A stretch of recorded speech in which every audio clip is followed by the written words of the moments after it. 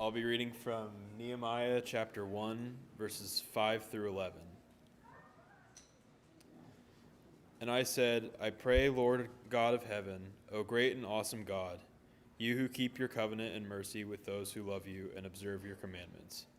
Please let your ear be attentive and your eyes open, that you may hear the prayer of your servant which I pray before you now, day and night, for the children of Israel, your servants, and confess the sins of the children of Israel, which we have sinned against you.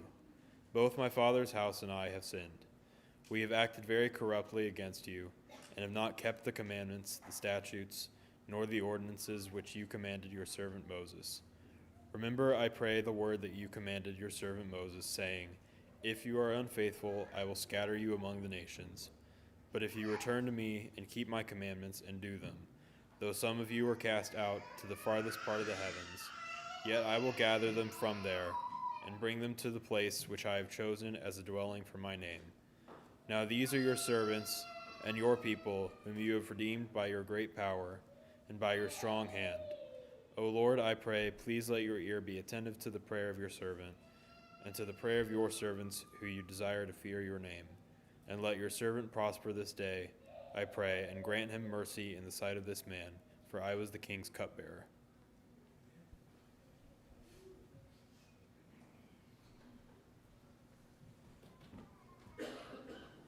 Good morning. Open to the book of Nehemiah. We'll start there shortly. As Chip said, normally the way that I begin my lessons is by thanking our guests for being here. You are our honored guests. And if you have any questions, please feel free to ask me or one of the elders or any of our members about why we do the things that we do, and we will point you in the Bible to where we get our authority to do the things that we do. Or where we lack the authority to do the things that we don't do while we're here. And so if you have any questions, feel free. Also, please stick around a little bit so we can get to know you better. You can get to know us better. One visitor in particular, I'd like to point out, Ben Lawrence is here. I haven't seen him since our time together at Florida College, unless I'm misremembering. And so it's good to see him, not just to see a familiar face from a while ago, but also to see somebody who is in my generation living faithfully. It's a great encouragement to me since so many of my generation have been abandoning Christ. It's been good to see one of those faces holding out against the pressures of the world. So it's good to see him. And then this morning, as we look through Nehemiah, it's sort of along those lines of staying faithful that we're going to be looking at today. Nehemiah, I chose the subtitle here, Dedicated to Purity.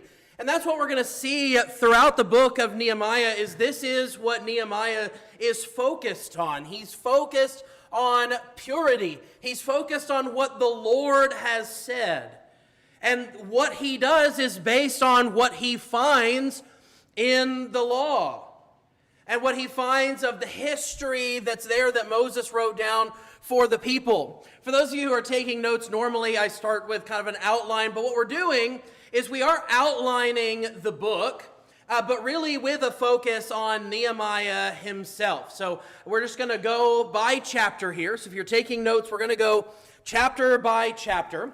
But before I begin immediately in Nehemiah chapter 1, we need to understand that it has been 90 years since Cyrus's decree to return to the land and the rebuilding of the temple. So we have had quite a bit of time where Jerusalem should be at a good place right now. And now we are 70 years since the temple was rebuilt. And then, moreover, 13 years since Ezra has returned. And the point of Ezra returning was to get people on the right track religiously, to bring them back to the worship of God as God intended and instructed Moses sometime before. So right now we're in the mid-400s, about 440-ish. And so when God had given the law to Moses, that was 1450. So we're some 1,000 years after Moses was given the law by God. And so now it's time to look at what it is that God would have us do, especially in light of the fact that they had just spent time in captivity for not being the people God wanted them to be. As Ethan read for us in Nehemiah's prayer. So if we look at the first chapter here of the book of Nehemiah, start in verse 1. The words of Nehemiah, the son of Hakaliah. It happened in the month of Kislev in the 20th year. That means the 20th year of Artaxerxes being king. While I was in Susa, the capital of the Persian Empire, that Hanani, one of my brothers, and some men from Judah came. And I asked them concerning the Jews who had escaped and had survived the captivity and about Jerusalem. They said to me, the remnant there in the province who survived the captivity are in great distress and reproach, and the wall of Jerusalem is broken down, and its gates are burned with fire. When I heard these words, I sat down and wept and mourned for days, and I was fasting and praying before the God of heaven. So the first 4 verses were introduced to a particular problem, which is that Jerusalem is in terrible shape. Now remember, this is 90 years since they've come back from captivity. And while we see him in mourning, and while it's easy to just say, well, he's in mourning because Jerusalem is not doing so well, when you look at his prayer, that doesn't seem to be why he's mourning. He's not mourning because Jerusalem is in disrepair, at least not inherently. There's a greater problem. And it really stems for us from the question of, why isn't Jerusalem in better shape? If it's been almost 100 years since they have come back from captivity, shouldn't Jerusalem have been returned to some semblance of its former glory? Even just a fraction of a percent. And when you look at the prayer, that seems to be what Nehemiah's heartfelt prayer is really about. At first, he starts with praising God. I beseech you, O Lord God of heaven, the great and awesome God who preserves the covenant and loving kindness for those who love him and keep his commandments. Let your ear now be attentive and your eye open to hear the prayer of your servant, which I'm praying before you now. So he has a supplication for God to hear his prayer. And what he's going to do, he says in the middle of verse 6, confessing the sins of the sons of Israel, which we have sinned against you, I and my father's house have sinned. And he goes on to explain what his confession is. We've acted corruptly, not kept the commandments, nor the statutes, nor the ordinances. And then he calls God to remember, more supplication. Remember the word which you commanded your servant Moses, saying, if you're unfaithful, I will scatter you among the peoples. But if you return to me and keep my commandments and do them, though those of you who have been scattered were in the most remote part of the heavens, I will gather them from there. I will bring them to the place I have chosen to cause my name to dwell. They are your servants and your people whom you redeemed by your great power and your strong hand. More praise. O Lord, I beseech you, may your ear be attentive to the prayer of your servant and the prayer of your servants who delight to revere your name, and make your servant successful and grant him compassion before this man. I was cupbearer to the king. So if you notice here, when in his confession and in the supplication of God to remember, and if you will remember, when that word is used of God, it's different. It's not that God's forgotten and, oh yeah, I promised Moses. Ooh, forgot. No, this remembrance is, he's saying, bring about what you have promised. Bring about what you have promised, that when we return, and notice here, verse 9 is the kicker. If you return to me and keep my commandments. You see, that's what Nehemiah is recognizing and really weeping over. Jerusalem should be back on its feet. And if it's not, well, it's not God's fault. It's that the people aren't doing what they ought to be doing. And so that's what he is struggling with. That's what he is so upset about. And so now when we come to chapter 2, notice here at the end of verse 1 of chapter 2, it says, now I had not been sad in his presence to mourn in front of the king about something that was not the king's doing or the king's prerogative, that was forbidden.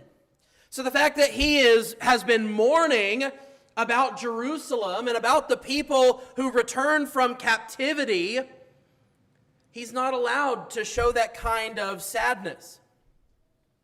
But the king says, "Why is your face sad, though you are not sick? This is nothing but sadness of heart. Then I was very much afraid." That's why he's afraid, is he's let that slip. He's let it slip out that he's been in mourning. But interestingly enough, that's not the way that the king responds. He doesn't respond with, "Well, I guess I need a new cupbearer." He responds with, "What's wrong?" And Nehemiah, remember, he's a cupbearer. This is a position of trust, of incredible trust. No one in the country would have been more trusted than the cupbearer. If you're unfamiliar with what a cupbearer does, he drinks the wine of the king before giving it to him to ensure it's not poisoned. And so to have that level of trust is an incredible thing between Nehemiah and King Artaxerxes. And so to have a moment here, it makes sense then for him to ask what's wrong and for Nehemiah to be so candid. Let the king live forever. This isn't about you. I'm not sad about you. But then I appreciate the question that he offers here because it's a very pointed question. Why should my face not be sad when the city, the place of my father's tombs, lies desolate and its gates have been consumed by fire? Look, I'm sorry. I know I'm supposed to, be happy and joyful in front of you, but how can I not be sad with the state of my people? And instead of the king saying, "How dare you speak to me like that?" he offers in verse 4, "What do you request?" So after he confesses his mourning to the king, I like this here, verse 4. "The king said to me, 'What would you request?' So I prayed to the God of heaven." This is actually one of my favorite examples of prayer in the entire Bible. And the reason why it's my favorite is because how long do you think that prayer lasted? Did he wax poetic to God while the king is waiting for him to answer? Does he go on for 15 or 20 minutes praying to God? No. It's a quick prayer. And it might be the prayer that he just gave in chapter 1, verses 5 through 11, considering the end of grant him, where he says, "Make your servant successful today and grant him compassion before this man." So it could be that, but I don't know. It could be another prayer. But either way, it is a quick prayer. What could he have offered? I don't know. But I could imagine a request of, "Let me say the right thing. Let what I'm about to ask him be done." Whatever it is, it was a quick prayer. You always have time to pray to God. It doesn't have to be like Jesus, who would go all night praying. It's good to have those times. It was a great comfort to Jesus to have those times. But you're never too busy to pray to God. Whatever you're doing is not too important to stop and pray to God, even if it be very quickly. And so he prays, and I would assume again, but it could be the prayer from chapter 1. And so he asks Artaxerxes to let him go and rebuild Jerusalem and rebuild the walls. And what's interesting is the king doesn't say, "How could you leave me in the lurch like this? You're my most trusted person in the country." He says, "How long will your journey be and when will you return?" That's a yes. How long are you going to be? And when are you going to come back to me? So it pleased the king to send me, and I gave him a definite time. This is when I'm going to get things done. That's also something that, though it's not the focus of the lesson, that I do appreciate about Nehemiah. Nehemiah is ready to roll up his sleeves and get things done. That he's going to set boundaries for himself. That his goals are definite. That they are specific. And that they are ready to be accomplished. And so he asks the king to help him, and the king agrees. And then at the end, starting in verse 11, the second half of the chapter, he comes to Jerusalem finally, and he inspects the wall. And as he's inspecting the wall and he's seeing what needs to be done, he says that we need to rebuild in verse 17 the wall of Jerusalem so that we will no longer be a reproach. I told them how the hand of my God had been favorable to me, and also about the king's words which he had spoken to me. This is something that's going to be repeated over and over and over again through the book of Nehemiah, is how he points to God.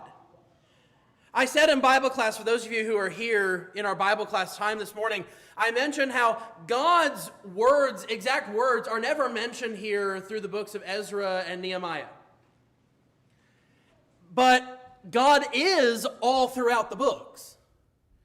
It's mentioned, God is mentioned over and over and over again. It's just God's specific words themselves may not be. But Nehemiah makes sure that we know who is ultimately responsible, and that it is God.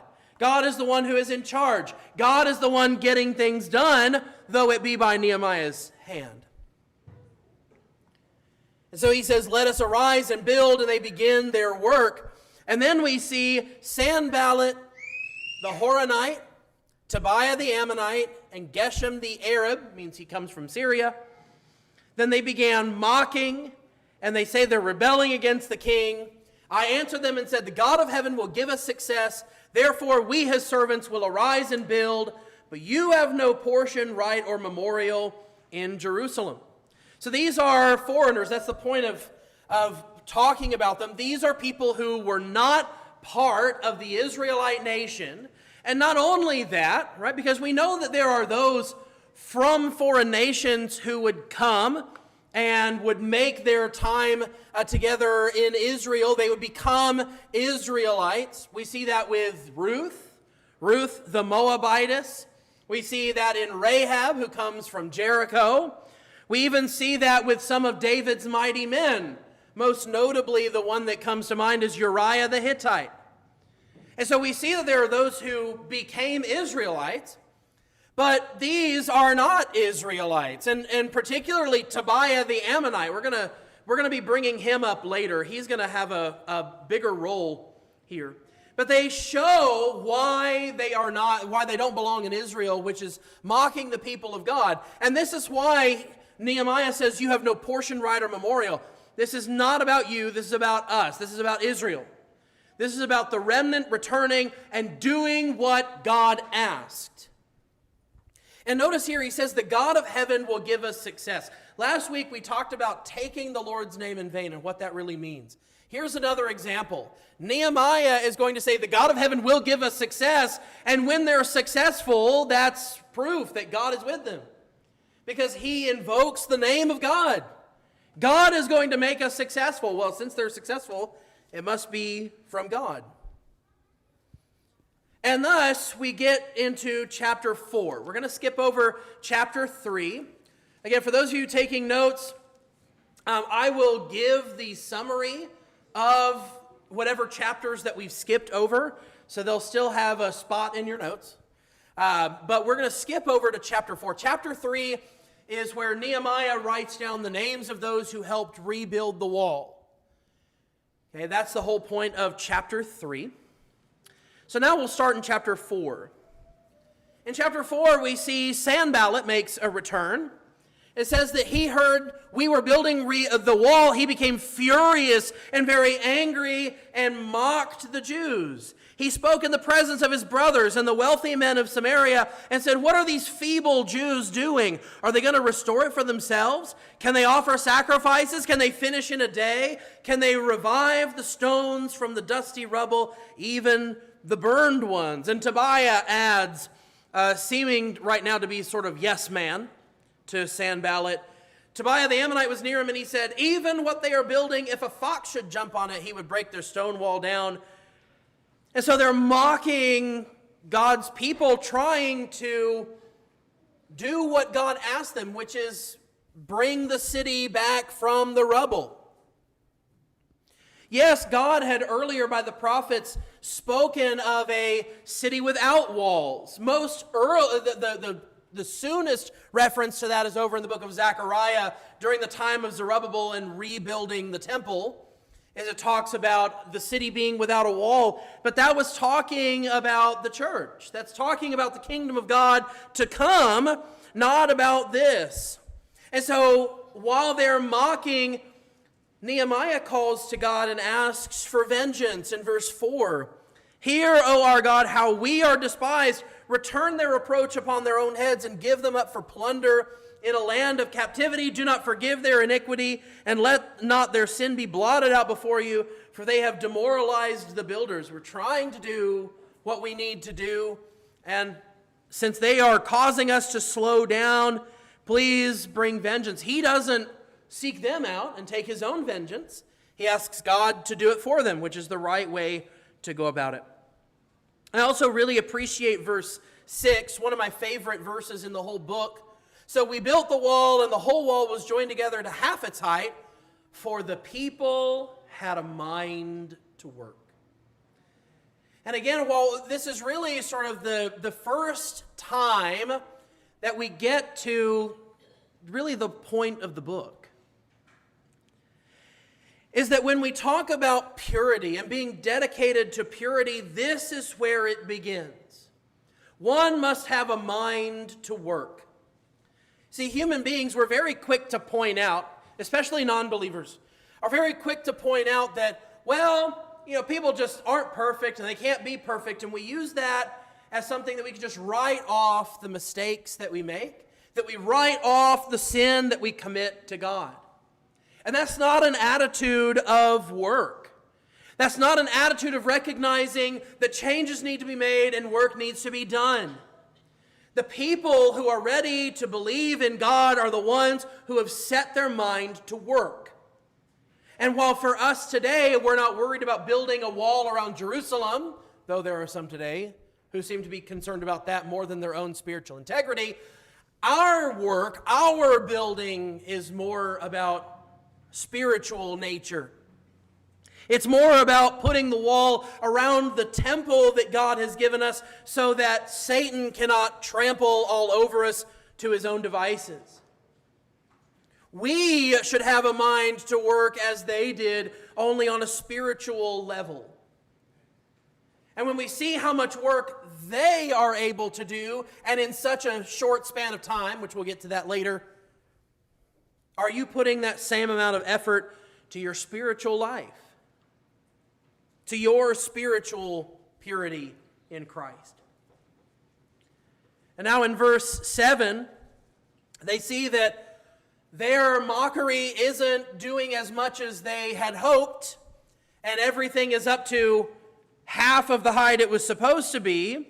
Well, verse 8, all of them conspired together to come and fight against Jerusalem and to cause a disturbance.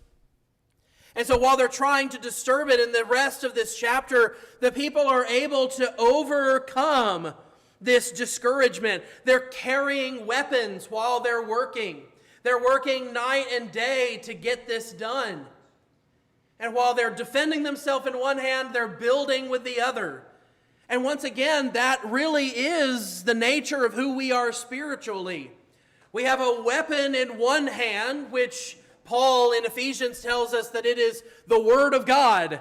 It's the sword that we wield in our spiritual battle, but at the same time, we are trying to build. We're building a temple to God. And Peter, in 2 Peter chapter 1, starting in verse 3, tells us how that is supposed to be built. But guess what, ladies and gentlemen? We have to be doing both at the same time. We have to be building and defending ourselves from the enemy.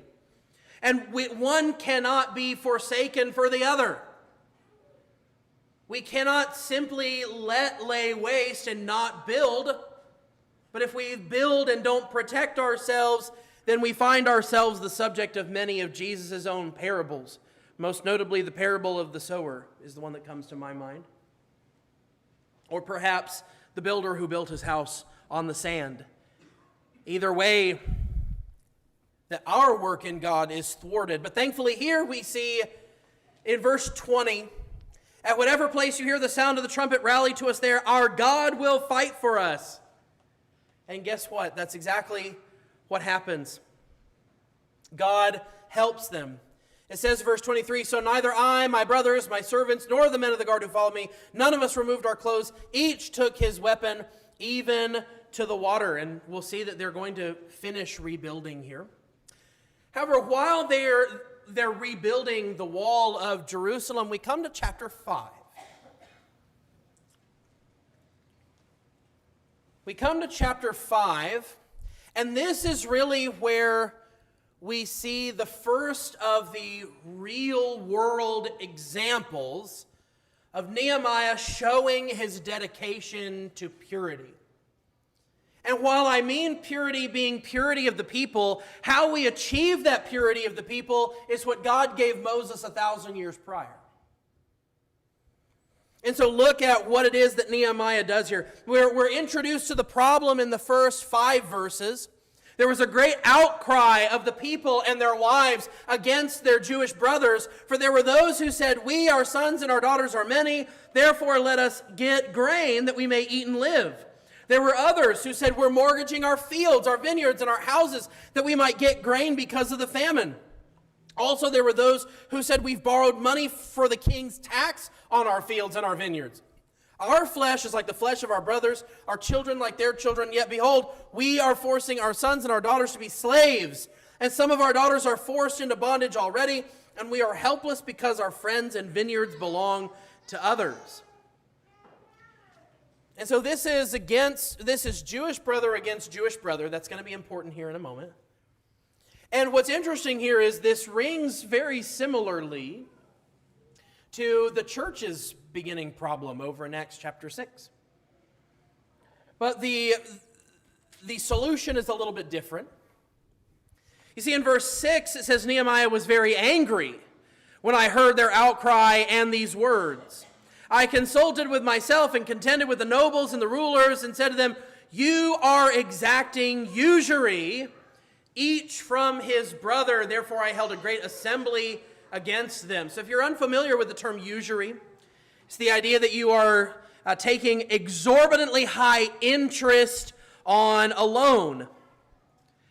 And while this usury would not have been introduced under the time of Zerubbabel, what's more important here is the reason that Nehemiah is angry, and it goes back to the law.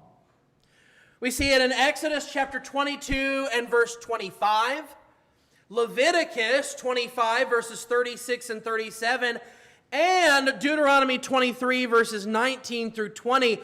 All of these verses prohibit any interest as well as usury against fellow Israelites. And so even from the time of Zerubbabel, we have already allowed ourselves to regularly violate the law of God.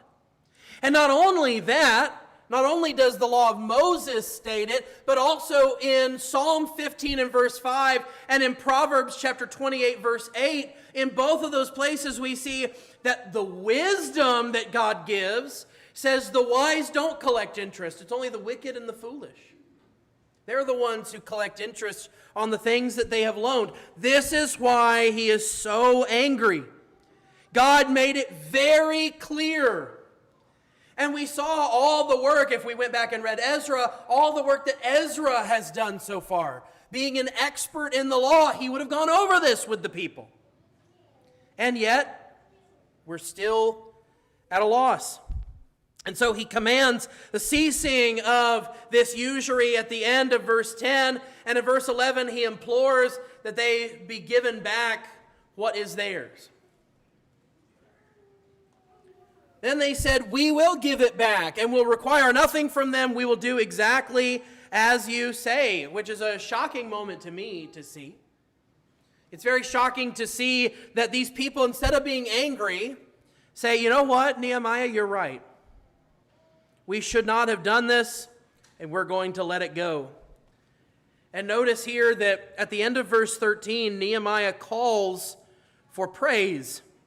It says they praised the Lord, and the people did according to their promise. And not only does Nehemiah just say, okay, we need to stop this, Nehemiah goes a step further. And starting in verse 14 to the end of the chapter, Nehemiah talks about how he goes through personal sacrifice. He is now the governor of Judah. He's governor of the land here. And he does not ask for what is rightfully his, which is called the governor's allowance or the governor's tax. He doesn't collect it because what's more important is that what could come to him goes to all the people to ensure that people are given back what is rightfully theirs. And it says that he did this from the 20th year to the 32nd year. For 12 years, he did not eat or take from the governor's food allowance, gives that to the people, doesn't ask for the shekels of silver in verse 15, 40 shekels of silver that the former governors had taxed the people. He doesn't collect any of that. And he waits and gives that to the people so that all could be made right. And so he gives us an example of his own personal sacrifice to ensure that God's people are performing to God's will. Once again, showing his dedication to godly purity. And then when we move into chapter 6 now, chapter 6 shows us that the enemies are going to try a new tactic, which is, we're going to tell the king that you are rebelling. We're going to tell the king that you are rebelling. Verse 7 says, you have also appointed prophets to proclaim in Jerusalem concerning you, a king is in Judah, and it will be reported to the king according to these reports. So they're trying to say, come and take counsel with us, because they're going to try to kill him while having counsel. Then I sent a message, verse 8, such things as you are saying have not been done, you're inventing them in their own mind. For they were trying to frighten us, thinking they will become discouraged with the work, and it will not be done. But notice he calls on God. But now, O God, strengthen my hands. I entered the house of Shemaiah, the son of Delaiah, son of Mehetabel, who is confined at home. And he said, let us meet together in the house of God within the temple. And let us close the doors of the temple, for they're coming to kill you and are coming to kill you at night. And he will tell us this in just a moment, but for your own benefit before we get there, this would be wrong of Nehemiah to do. He doesn't belong in the temple. He's not supposed to go in there, especially where he's telling him to meet in the house of God. That would be what we call the holy place. He's not allowed in there. Only priests are allowed in there. And so Shemaiah offers this. And so already, if you understand the law of Moses, red flags should be going off in your head, sirens blaring. Verse 11, I said, should a man like me flee? And could one such as I go in the temple to save his life? I will not go in. That's why Nehemiah says that. He's not allowed in there. Then I perceived surely God had not sent him. Right? Because why would God tell him to do something immoral?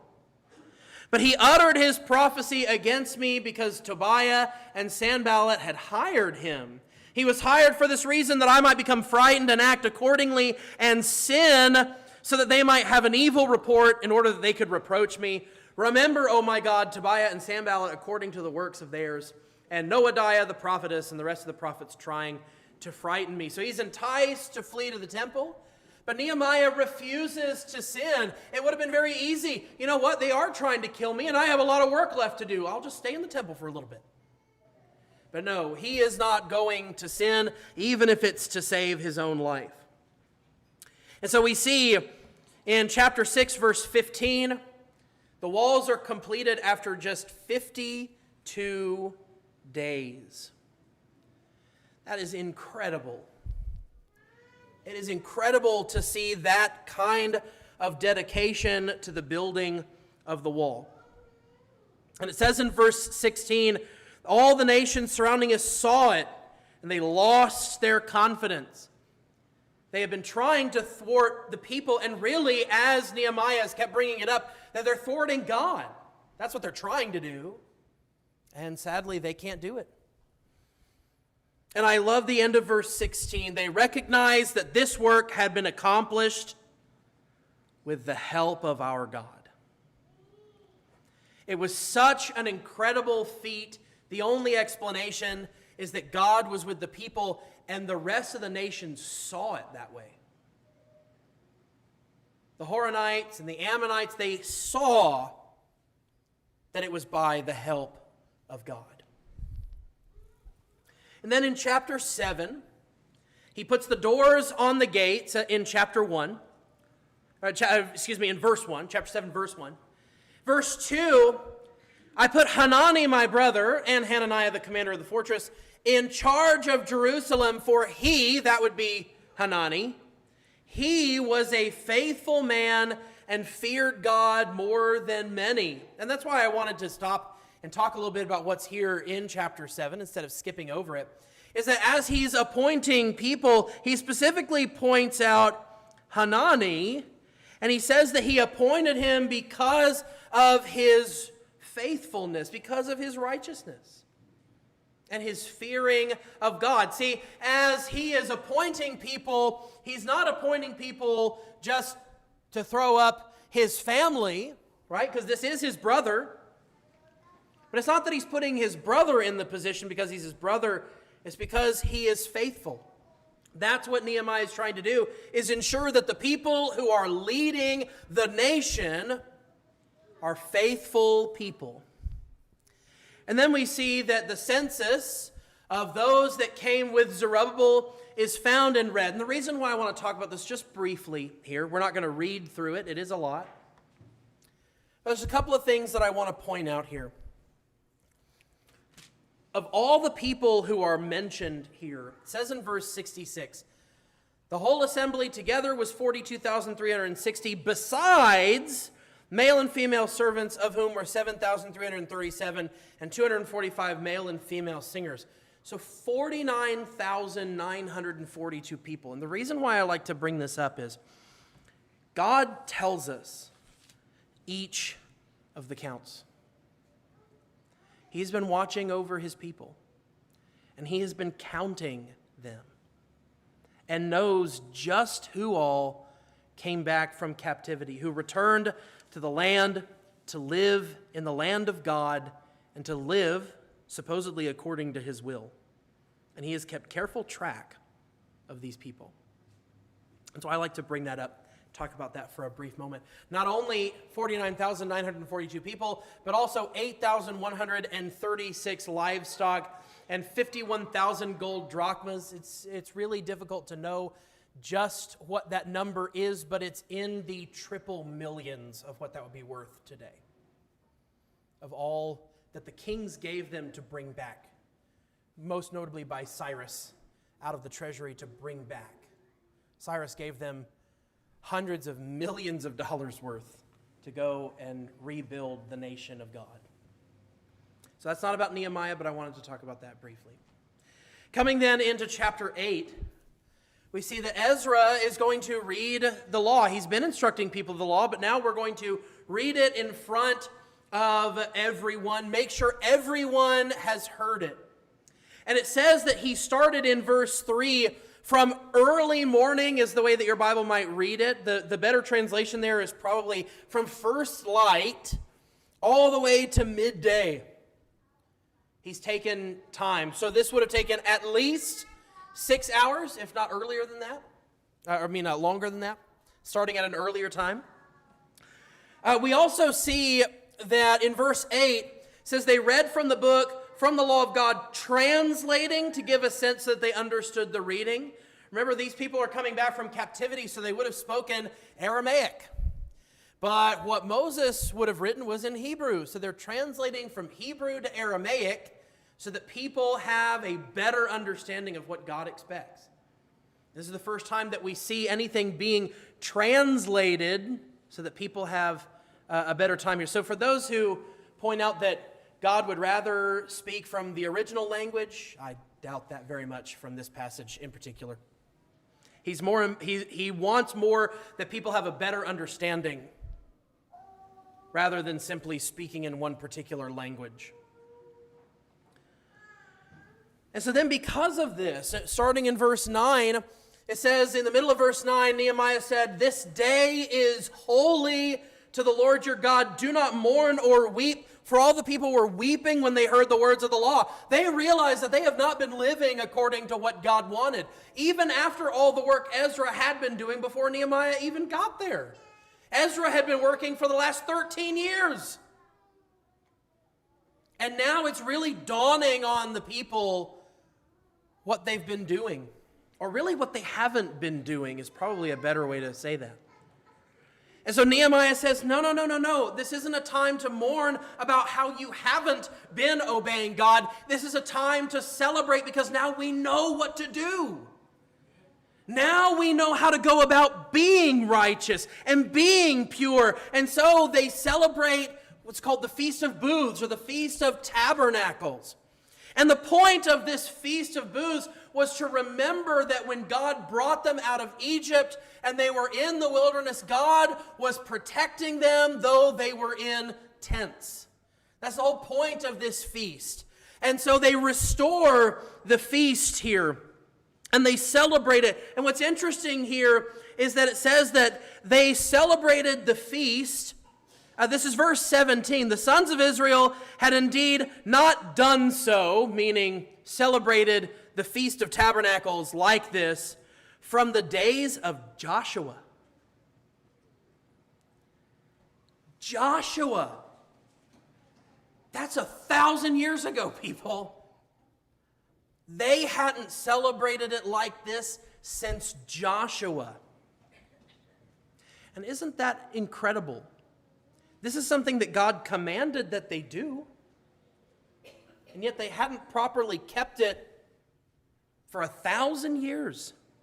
And yet look at all that time that God was patient and merciful, though they were not fulfilling all of the law that they should. And so then there was a reading, verse 18, from the law of God daily, from the first day to the last day. And they celebrated the feast 7 days, and on the 8th day there was a solemn assembly according to the people.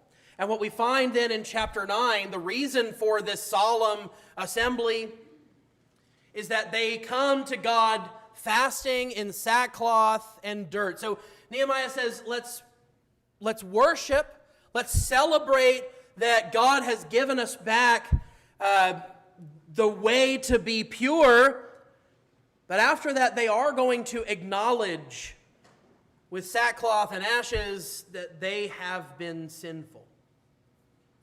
And as Nehemiah goes through what it is, it says here, while they stood in their place, they read from the law. So this could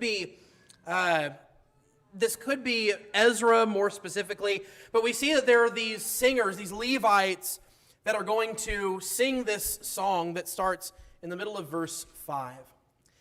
And really, at first, it gives a historical account of what God has done for the people, most notably the Exodus. That's very common when you're talking about sin and the law. You'll kind of start with, God, I recognize what you have done, and usually that is the Exodus, God bringing them out of Egyptian captivity.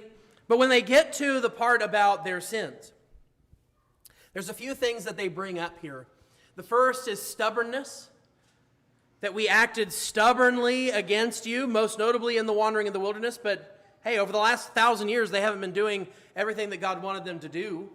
That shows a sign of stubbornness. And again, also rebellion, idolatry. And on top of that, they point out they killed the prophets. And really, they're killing the prophets for these other 3 reasons. They don't want the prophets telling them how they're supposed to live. No, they just want to keep living the way they want to live, and that's not how this works. It's not how morality works. It's not how truth works. These things have to exist outside of humanity. And the only way for them to exist outside of humanity is to come from one who is above humanity, i.e. God. And then, at the end of chapter 9, it says in verse 38, because of all this, we're making an agreement in writing, and on the sealed document are the names of our leaders, our Levites, and our priests. And so they remake a covenant. They remake the covenant that God made with Moses and with the people. They say, we are going to do this now. And at the beginning of, through chapter 10, Chapter 10 shows us the obligation, the people who signed it, as well as the obligations, which is really more or less a summary of the law of Moses, but the obligations that they're going to keep. And then chapter 11, he goes through the provincial leaders, so we're going to skip over them. We're going to come to chapter 12 now. And chapter 12 starts us off with a list of Levites who returned with Zerubbabel. And then the chief Levites are going to be appointed here in the next few verses. I want to focus here on the dedication of the wall. Verse 27, at the dedication of the wall of Jerusalem, they sought out the Levites from all their places to bring them to Jerusalem so they might celebrate the dedication with gladness, with hymns of thanksgiving, and with songs to the accompaniment of cymbals, harps, and lyres. So the sons of the singers were assembled from the district around Jerusalem, from the villages of the Netophathites, from Beth Gilgal, from their fields in Geba and Asmaveth. For the singers had built themselves villages around Jerusalem. The priests and the Levites purified themselves, and they also purified the people, the gates, and the wall. This is how much Nehemiah is interested in purification, as he has brought Levites in so that they will consecrate the city. Because we want to be pure in the eyes of God. And then we come to chapter 13. This is something that I didn't bring up. I'm going to bring it up very briefly. When we say the Hebrew Bible, we tend to just think of the 39 books of the Old Testament. All of the content is the same when we call it the Hebrew Bible. But things were organized a little bit differently. And one of the differences in organization is Ezra and Nehemiah were actually one book. We separated them for the purpose of study and of understanding, but really they were originally one book together. And so if we read through Ezra, what happens here at chapter 13 shouldn't really surprise us. Because what happens through Ezra with Zerubbabel and with Ezra himself, the story each ends with something that we call an anticlimax. Meaning that things have been building, and yes, everything is going really well, and then things just sort of come to a screeching halt. It happened with Zerubbabel, it happened with Ezra at the end of Ezra, and now we're going to see it happens with Nehemiah. And it's a little bit bigger this time with Nehemiah than it was with Zerubbabel and with Ezra. We come to chapter 13, and chapter 13 starts off well enough, because again, they're trying to live according to the law. Verse 1 of chapter 13, on that day they read aloud from the book of Moses in the hearing of the people, and there was found written in it that no Ammonite or Moabite should ever enter the assembly of God, because they did not meet the sons of Israel with bread and water, but hired Balaam against them to curse them. However, our God turned the curse into a blessing. So when they heard the law, they excluded all foreigners from Israel. So once again, we're trying to be pure. We're trying to go back to the way Moses had written things down. And I told you that Tobiah being an Ammonite was going to be really important.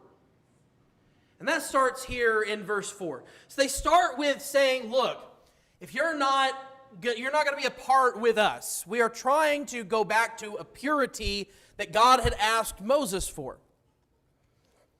And now we see in verse 4. Okay, I said the Ammonites are particularly mentioned here.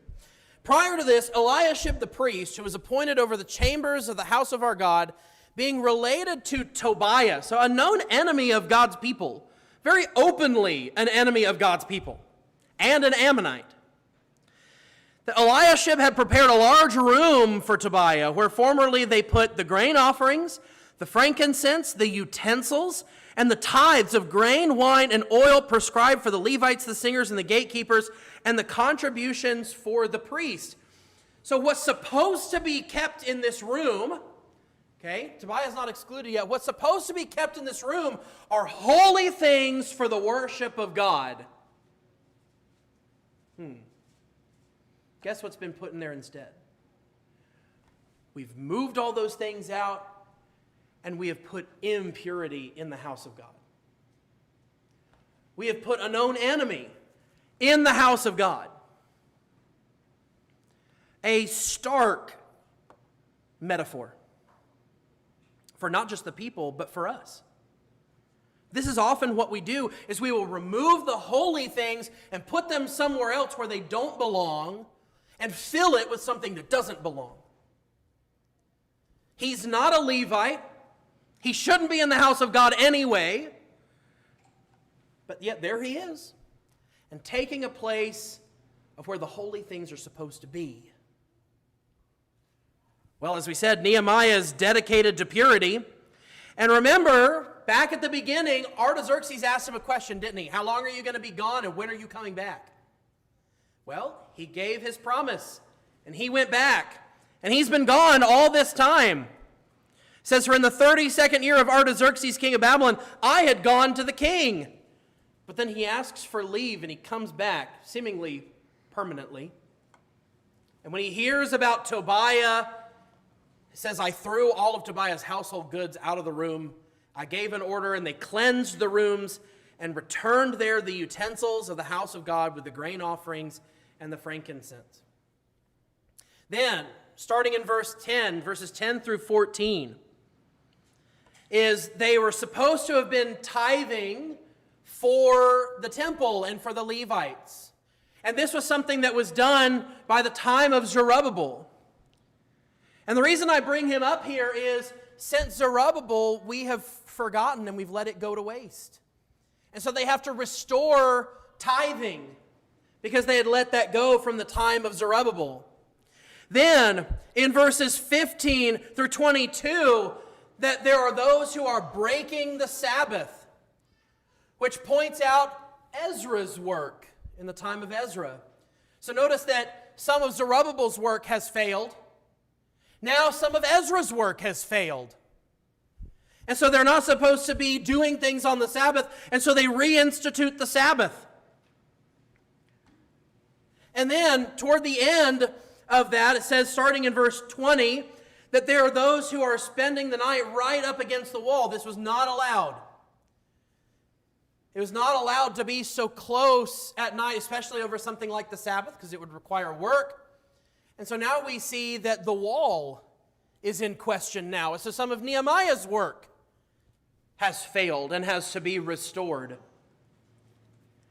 And then, even on top of that, starting in verse 23 to the end, is that after saying that we are going to be a pure people, we find that there are those who have invited foreigners in to the people. And again, by all things, it seems that Nehemiah is doing the work of God. And so by doing this, this is not the work of God. And he asks God, really from 29 to verse 31, it's sort of a really sad moment of, God, I tried. Remember me because I tried. And while the book might end on a downer, I want us to understand something about Nehemiah, though. Because Nehemiah has shown us what being dedicated to God really means. And that is a victory. When we think about some practical application here, when we look at all of what Nehemiah had to do, yes, idols may have been abolished from the people. That was sort of the number one reason why they went to captivity, is they weren't worshiping God the way they ought to. They were worshiping idols. But the problem is, idolatry was really a symptom of a deeper problem.